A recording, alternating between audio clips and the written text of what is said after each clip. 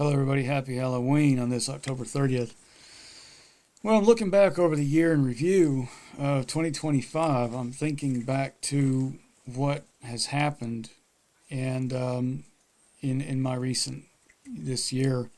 There have been some memories, more resurfaced memories from long ago, 30 something years ago. And as you know in my videos, or if you read one of my books, I've said that there was involvement with me in my life back then in the 90s, especially 1990s. What a time with American intelligence coming out and engaging with me in secret kinds of encounters.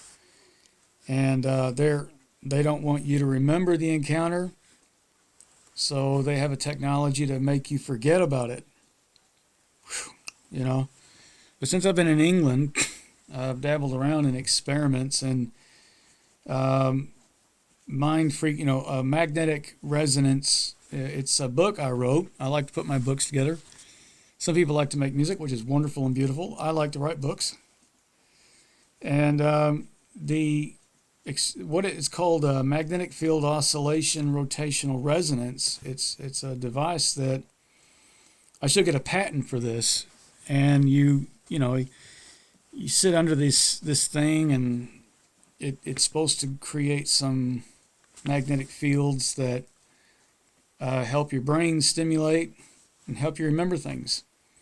I think it'd be great I think there's already researchers in universities and science and that I got something way better. The only thing that makes me interesting is I said it before them, and I'm a novice. I'm an amateur, and I did it.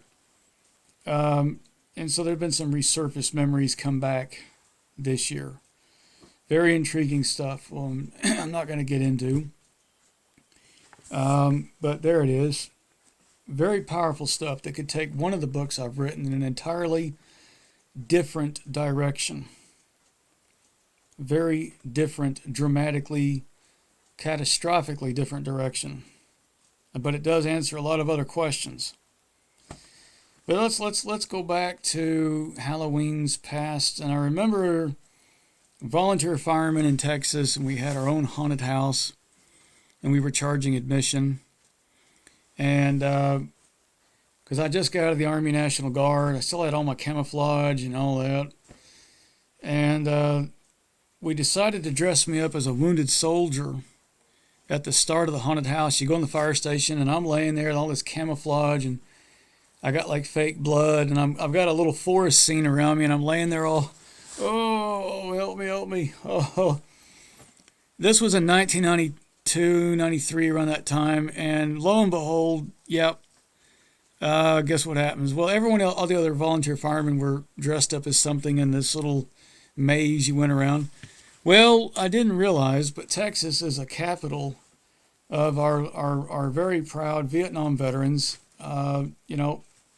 honorable guys, and there's a load of them in Texas. The benefits paid down there, where they couldn't get it any. I think in other parts of America back then, you couldn't. They had a hard time. VA was being horrible. Veterans Administrations, you got them in California, you got them in Texas. That's where you got your benefits. Veterans Administrations in Texas and California were the best. And I think New Mexico, I think. But anyhow, I grew up around all these Vietnam veterans. And sure enough, they came into the haunted house, and they saw me laying there, and they came with their families, and we don't realize what was going to come of this, And all of a sudden, these middle-aged guys, I was in my 20s, and they're like crying, and and they start calling Jerry, Mike, Ronald, Ron, hey buddy, and they were getting teary-eyed, and they saw me laying there in a scene which is supposed to be scary, but I was like covered in blood, and I was wearing full body camouflage with a helmet, and I was like, there was a blue light in the scene. I was going, help me, and it made them have flashbacks. Whoops. And then they started having these flashbacks. Well, then they started coming in again.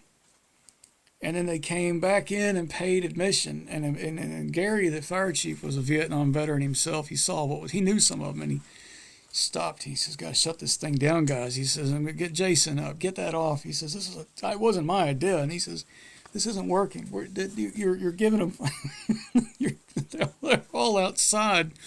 About 10 of these guys with their family, they're all sitting there hugging each other, crying and going on about, I'll be at yours tonight. We'll have a drink. John, do you want to?" And it was sad. They were having like a major issue, and one of them kept coming in. He'd already had too much to drink, and he was walking over to the last time before they had me stop doing that. He come in, and he was like, "Yeah, come here, I'll help you." He's calling me Ron or Mike or something. He says, "We'll get you out of this. We'll get you over to the helicopter landing to the LZ. We'll get you over there. It's gonna be okay." Yeah, true story. Yeah, sad but funny in a way, and it was like sad, but we didn't realize what we were doing. Well, have a happy Halloween. Didn't kind of intend for that to happen, you know. Yikes.